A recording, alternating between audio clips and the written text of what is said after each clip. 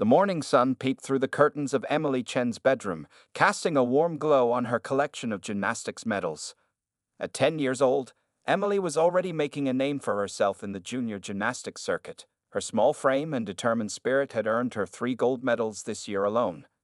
"Emily, time for practice," her mother called from downstairs. Emily jumped out of bed, already wearing her favorite practice leotard. She had slept in it, too excited about learning a new routine at today's training session. The drive to the gymnasium was Emily's favorite part of her morning. She would sit in the back seat, watching the world go by while practicing hand movements for her floor routine. Her father, Dr. Chen, always played her favorite songs on the radio, and her mother would tell her stories about her own childhood in China. That morning was no different. Emily hummed along to the music, her small fingers dancing through the air as she imagined herself performing. The autumn leaves were falling, creating a beautiful scene outside her window. Everything felt perfect. "Dad, do you think I'll get the new routine today?" Emily asked, catching her father's eyes in the rearview mirror. He smiled warmly at her. "With your dedication, sweetheart, I'm sure you'll." His words were cut short by the sudden screech of tires. Through the windshield, Emily saw a large truck swerving into their lane. Her father turned the steering wheel sharply, trying to avoid the collision. Time seemed to slow down. Emily felt weightless for a moment as their car spun out of control. The sound of breaking glass and crushing metal filled the air. The world turned upside down, and Emily's seatbelt dug into her chest. She heard her mother scream, and then everything went black. When Emily opened her eyes, she was confused by the bright white ceiling and the steady beeping sound nearby. The smell of disinfectant filled her nose. She tried to sit up but couldn't move her legs. Panic began to set in. "Mom," she called out, her voice rough and scared. "Dad?" Mrs. Chen appeared immediately at her side, her face tired but relieved. "Oh, Emily. Thank goodness you're awake." She had a bandage on her forehead but seemed otherwise okay. "Where's Dad?" Emily asked, still trying to move her legs. Why couldn't she feel them? "He's in the next room, sweetie. He has a broken arm, but he's okay," her mother explained, gently stroking Emily's hair. "How are you feeling?" "I can't move my legs, Mom," Emily said, her voice trembling. "I can't feel them at all."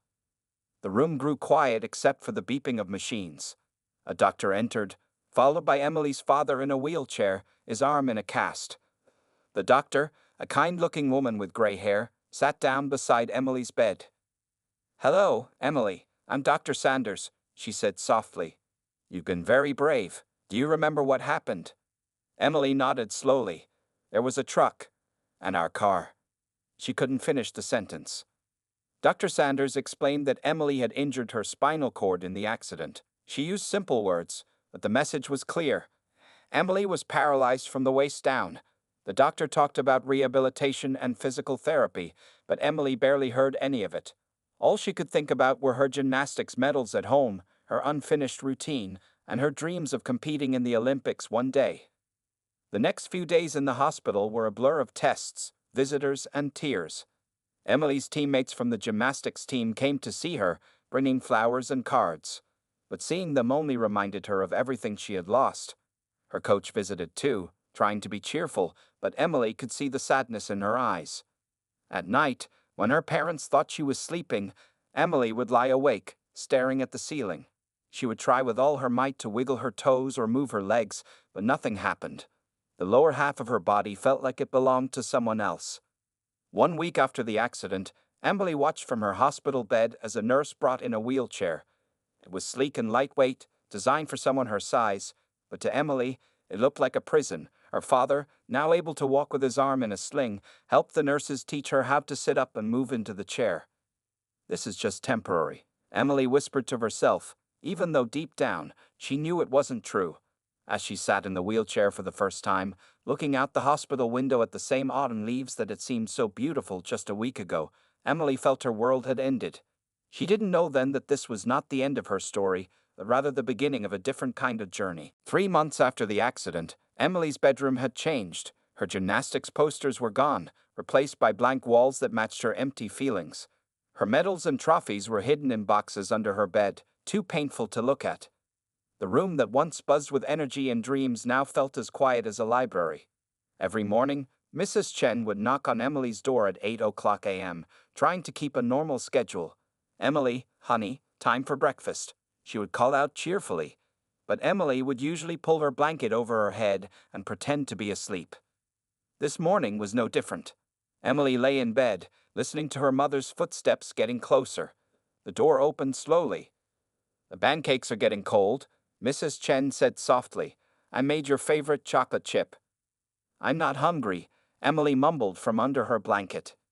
Mrs. Chen sat on the edge of the bed and gently pulled the blanket down. Emily's long black hair was tangled, and her eyes were puffy from crying the night before.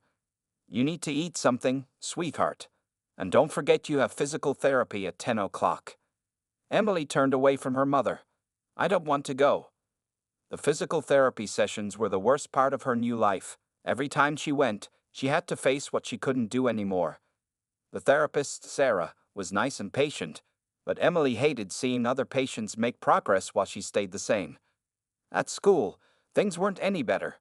Emily had returned 2 weeks ago, but everything felt different. Her best friend Lisa still sat with her at lunch, but their conversations were awkward now. They used to talk about gymnastics competitions and dance classes, but those topics were off limits now. During recess, Emily would watch from her wheelchair as her classmates played jump rope and basketball. Some kids would wave and smile, but most seemed unsure how to act around her. A few tried to include her in their games, but it only made Emily feel worse. "Want to be the scorekeeper?" they would ask, trying to be kind, but Emily knew they were just feeling sorry for her. In class, Emily's grades were dropping. Math had always been her best subject, but now she couldn't focus. Her mind would wander, remembering how she used to run down the hallways or do cartwheels in the playground. When teachers called on her, she often hadn't heard the question. At home, Emily spent most of her time in her room. She could hear her parents talking in worried whispers when they thought she couldn't hear. "She's not eating properly," her mother would say. "Give her time," her father would respond. "This is a big adjustment." But Emily didn't want to adjust. Adjusting meant accepting, and she wasn't ready for that. She kept hoping she would wake up one morning and find out it had all been a bad dream. One evening, while picking at her dinner, Emily heard her parents discussing her upcoming birthday. "We could have a small party," her mother suggested. "Maybe invite some of her friends from gymnastics." "No parties," Emily said firmly, pushing her plate away. "I don't want to celebrate anything." Her parents exchanged worried looks across the table. Emily wheeled herself away from the dining room, struggling a bit with the turn into the hallway. She heard her father start to get up to help. "I can do it myself," she snapped, even though she bumped into the wall. Her eyes filled with tears of frustration. That night, like many others, Emily lay awake in her bed. Her laptop was open to her old competition videos, frozen on an image of her doing a perfect split leap in the air. She looked so happy, so free. Now she couldn't even feel her toes. She closed the laptop and reached for her phone. There were 3 unread messages from Lisa and several from her gymnastics teammates. Emily didn't open any of them. Instead, she opened her photo gallery and scrolled through pictures from before the accident. Each image felt like it was from someone else's life. The physical therapy appointment card on her bedside table seemed to mock her.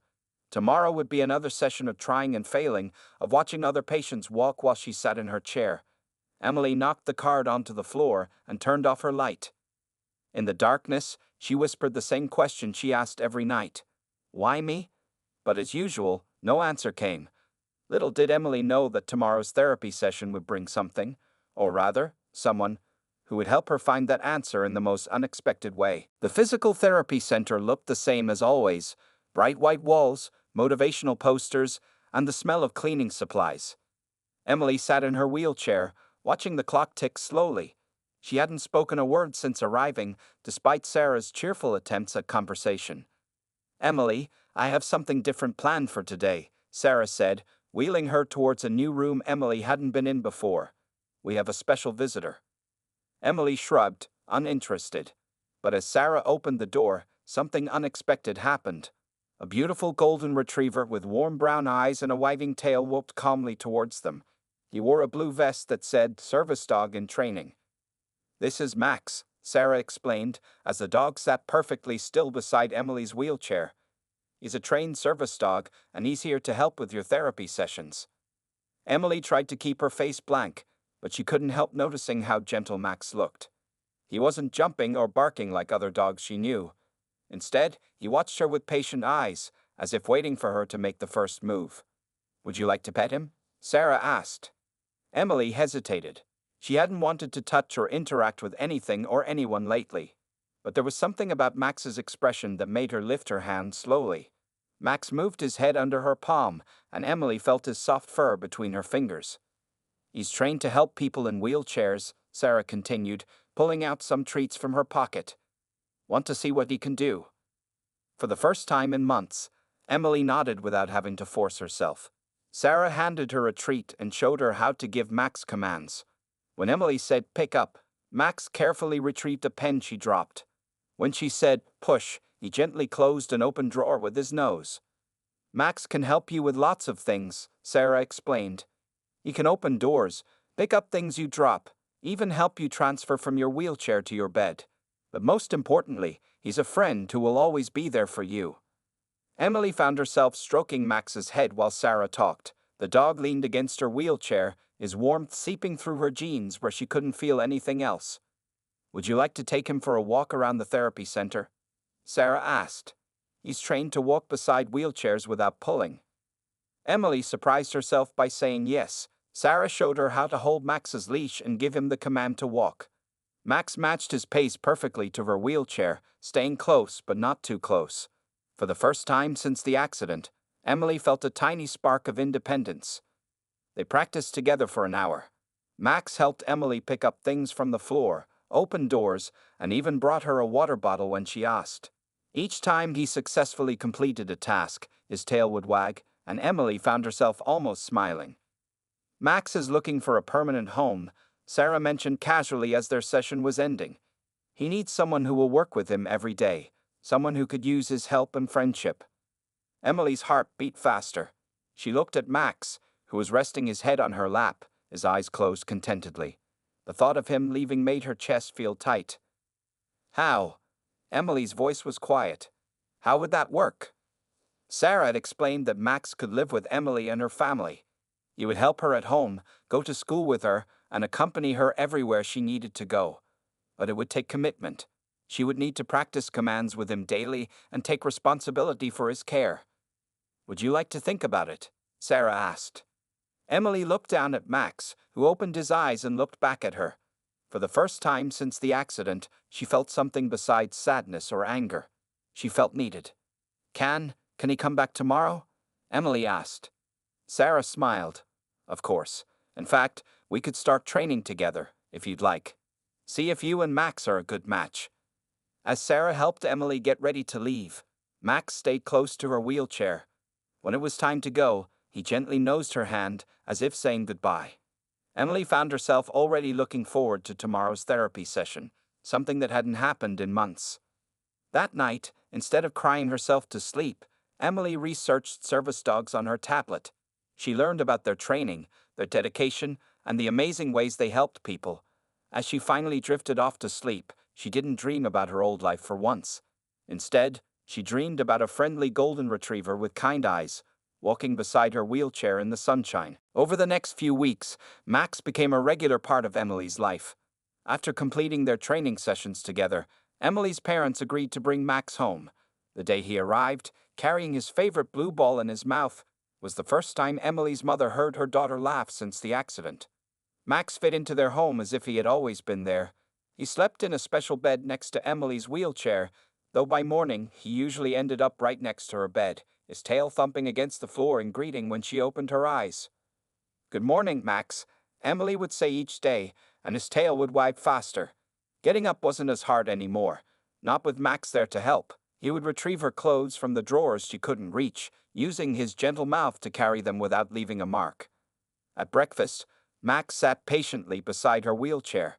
If Emily dropped a fork or napkin, she didn't have to call her parents anymore. "Pick up, Max," she would say, and he would carefully retrieve the item, placing it right in her lap.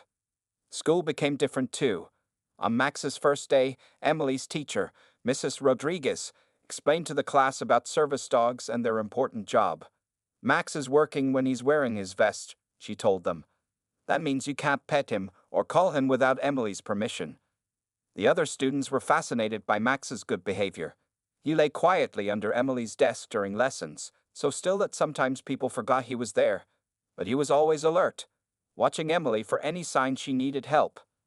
During lunch, Max helped Emily carry her tray to the table, holding it carefully in a special harness.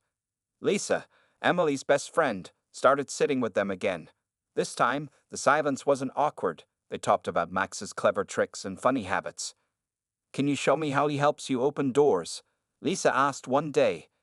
Emily demonstrated, and soon other friends gathered to watch. For the first time since returning to school, Emily felt proud instead of embarrassed. She wasn't just the girl in the wheelchair anymore. She was the girl with the amazing dog who could do incredible things. Physical therapy became something Emily looked forward to. Max made every exercise feel like a game. When she had to practice moving from her wheelchair to other seats, he would stand steady beside her, letting her hold his special harness for support. "You're getting stronger," Sarah, her therapist, said one afternoon as Emily completed a difficult transfer. "Max gives you confidence." Emily nodded, reaching down to scratch Max's ears. She was getting stronger, not just in her arms but in her spirit too. With Max's help, she discovered she could do many things by herself. He would bring her the TV remote, help her reach light switches, and even learn to open the heavy door to her bedroom. At night, Max would rest his head on Emily's lap while she did her homework. His presence was comforting, and Emily found herself able to focus better. Her grades started improving again. When she got an A on her math test, Max seemed to share her excitement, prancing around her wheelchair with his tail held high. One evening, Emily's mother found them in the backyard. Emily was throwing a ball, and Max was bringing it back, dropping it carefully in her lap each time. "You're smiling?" her mother said softly. "I've missed that smile." Emily hadn't even realized she was smiling, but her mother was right. She was smiling more these days. Max had a way of making ordinary moments feel special. That night, as Emily got ready for bed, Max helped her with her nighttime routine. He brought her pajamas, carried her phone to the charging station, and even pulled the blanket up when she was settled.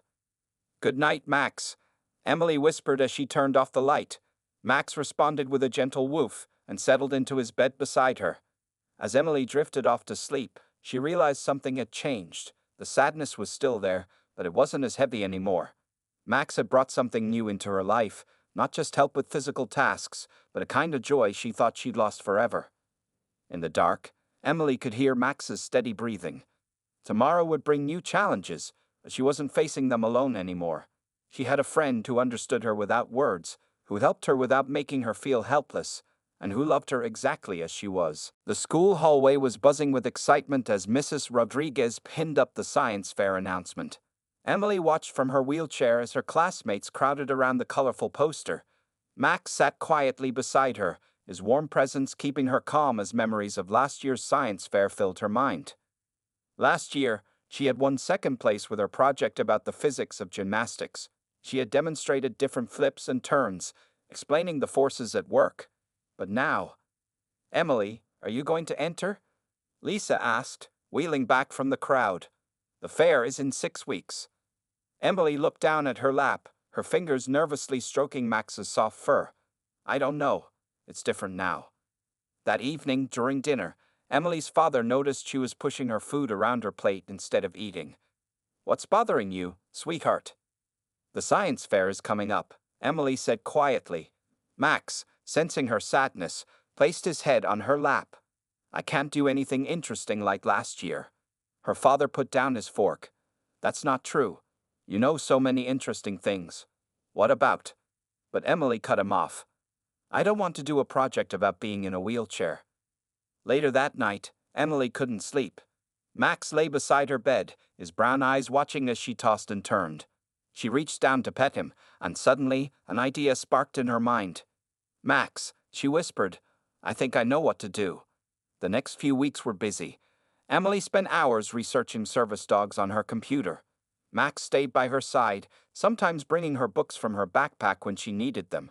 She learned about different breeds, training methods, and the science behind how dogs understand human commands.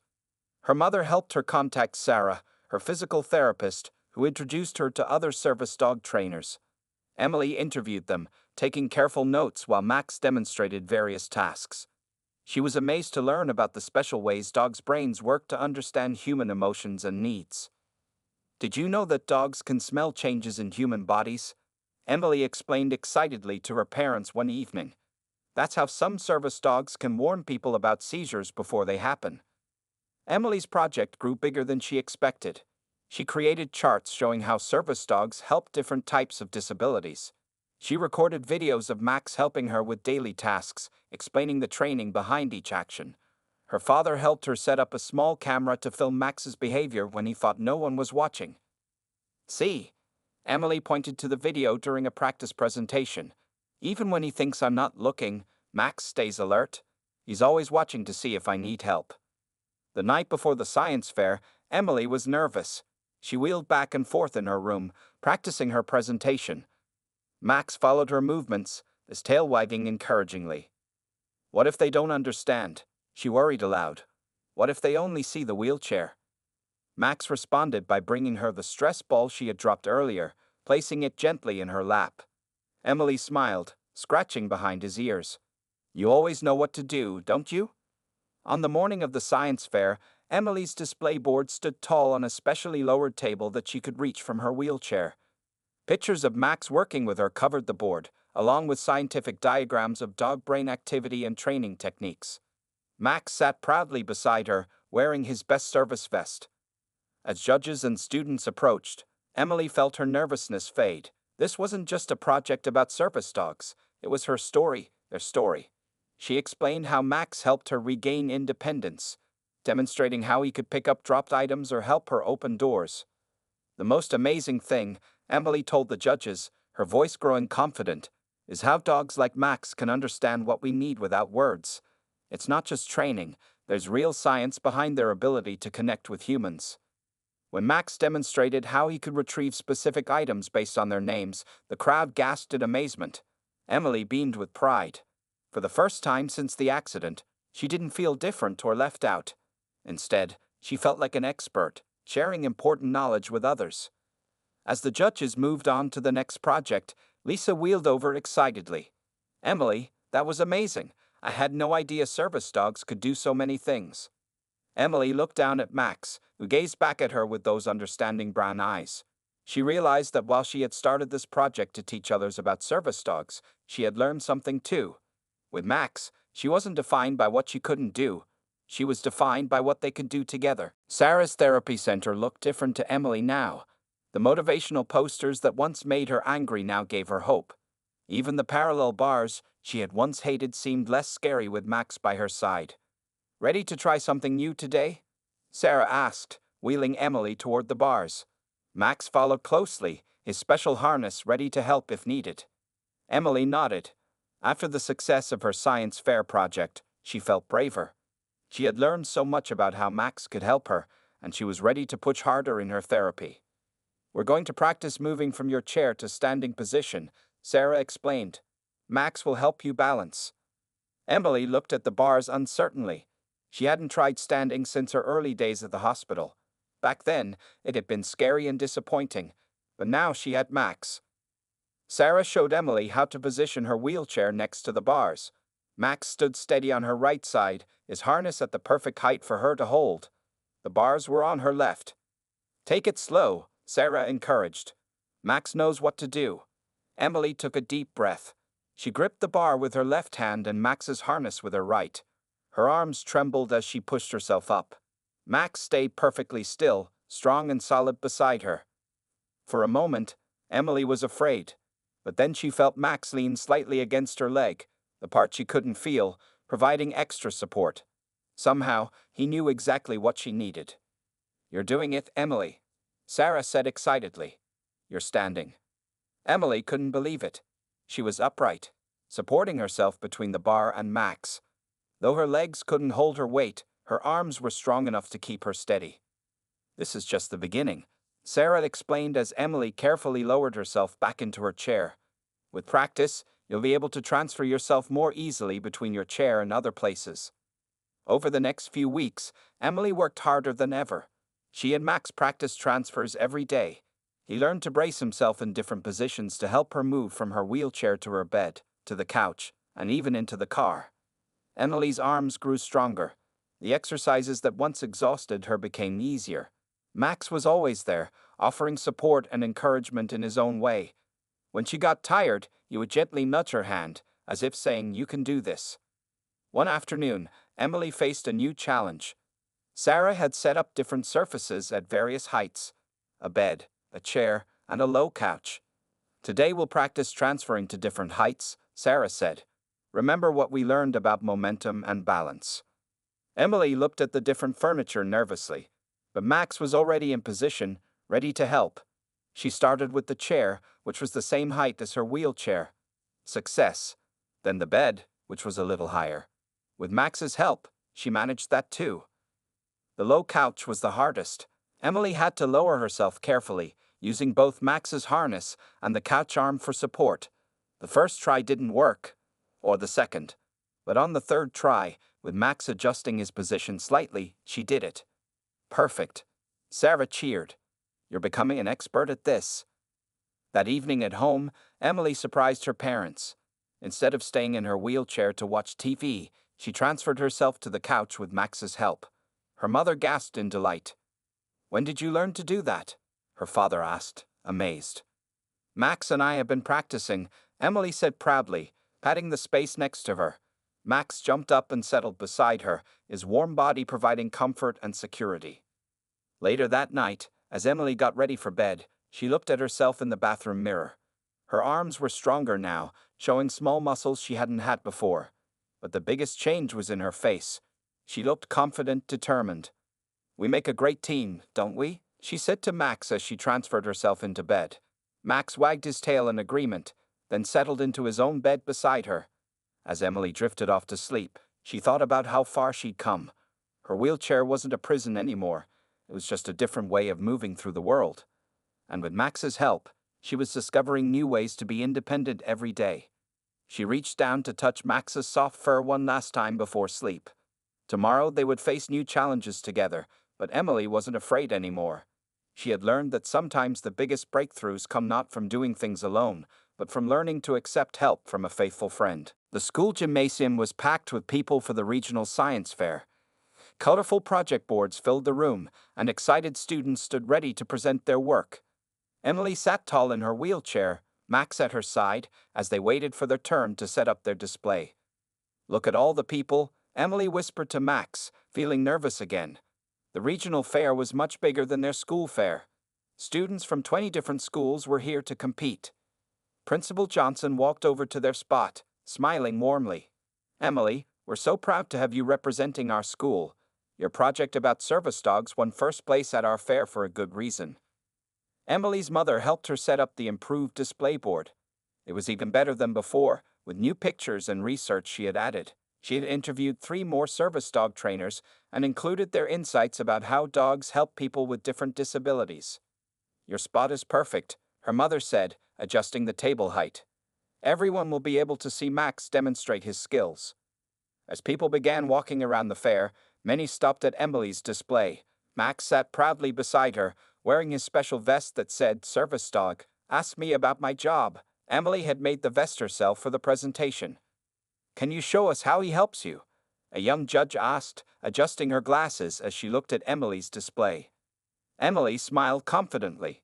"Max, retrieve phone," she commanded. Max carefully picked up her phone from the table and brought it to her. "Now watch this," Emily said. "Max, find exit."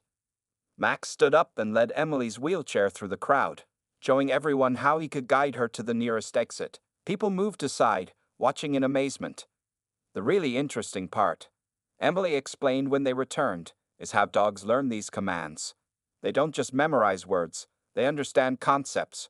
She showed the judge her research about dog intelligence and their ability to learn hundreds of words. The judge took detailed notes, nodding with interest. A group of students from another school gathered to watch. Emily noticed they were looking at her wheelchair at first, but soon they were focused on her words and Max's demonstrations. "How long did it take him to learn all this?" one boy asked. Emily explained about service dog training, showing them her charts about the different stages of learning. But the most amazing thing, she added, is how they keep learning and adapting to help their specific person. To demonstrate, Emily dropped her pencil in a hard-to-reach spot. Without being told, Max found a way to squeeze into the tight space and retrieve it. He figured that out on his own, Emily said proudly. Service dogs are always problem-solving. The morning passed quickly as more judges visited her display. Emily found herself feeling more excited than nervous now. When she talked about Max and their journey together, the words came easily. During the lunch break, Lisa wheeled over with sandwiches for both of them. Emily, everyone's talking about your project. I heard one judge say it was the most interactive presentation she'd ever seen. Emily shared her lunch with Max, who had worked hard all morning. As she watched him eat his special treats, she remembered how scared she had been about presenting at first. Finally, it was time for the award ceremony. Emily's parents stood behind her wheelchair as the judges took the stage. Max sat perfectly still beside her, though his tail thumped softly against the floor. In first place, the head judge announced, with an outstanding presentation about the science of service dog training and its impact on rehabilitation, Emily Chen. The gymnasium erupted in applause. Emily felt tears in her eyes as she wheeled forward to accept her trophy, Max walking proudly beside her. Your project teaches us all something valuable, the judge said, bending down to hand her the trophy. Not just about service dogs, but about the amazing things people can achieve when they work together. As Emily wheeled back to her parents, people reached out to congratulate her. She noticed something wonderful. They were looking at her face, not her wheelchair. They were seeing her as she really was. Not a girl with a disability, but a young scientist who had something important to share with the world. That evening at home, Emily placed her trophy next to her old gymnastics medals. Max watched as she arranged it carefully. We did it together, Max, she said softly, hugging him. We showed them all what's possible. Max wagged his tail and licked her hand, as if to say he had known all along that she could do it. 1 year after meeting Max, Emily's life looked very different. Her room, once stripped bare of her past, now told a new story.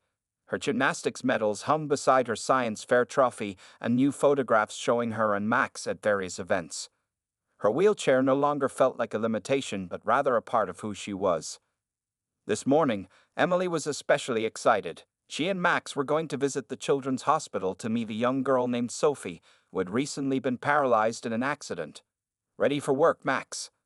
Emily asked as she got dressed. Max wagged his tail and brought her shoes. He seemed to know this was an important day. Emily had started a blog about life with a service dog 6 months ago. It began as a simple online diary, but it grew quickly. People from all over the country read her posts about Max and their daily adventures. When the Children's Hospital contacted her about talking to their patients, Emily knew it was her chance to help others. Remember to take your presentation tablet, her mother reminded her as they got ready to leave. Emily had prepared a special slideshow with pictures and videos of her journey with Max. At the hospital, Dr. Sanders, the same doctor who had treated Emily after her accident, greeted them warmly. Sophie hasn't smiled much since her accident, she explained quietly, just like you at first. Emily wheeled herself toward Sophie's room, Max walking steadily beside her. Through the door window, she could see a small girl lying in bed, staring at the ceiling, a sight that brought back memories of her own dark days. Hi, Sophie, Emily said cheerfully as she entered. I'm Emily, and this is my friend Max. Sophie turned her head slightly, her eyes widening at the sight of Max. Emily moved closer, showing how she controlled her wheelchair with confidence. I heard you like dogs, Emily said, noticing the stuffed puppy on Sophie's bed. Would you like to meet Max? For the first time, Sophie showed interest. She nodded slowly, and Max gently approached her bed, placing his head where she could reach it. I know how you're feeling, Emily said softly as Sophie stroked Max's fur. A year ago, I was in this same hospital, in a bed just like yours. I thought my life was over. Emily shared her story, showing Sophie pictures on her tablet. She explained how she met Max, how he helped her learn to be independent again, and how they won the science fair together. But what about school? Sophie whispered. Everyone will stare. Emily smiled understanding. Want to see something cool? She dropped her pen deliberately. Max, retrieve.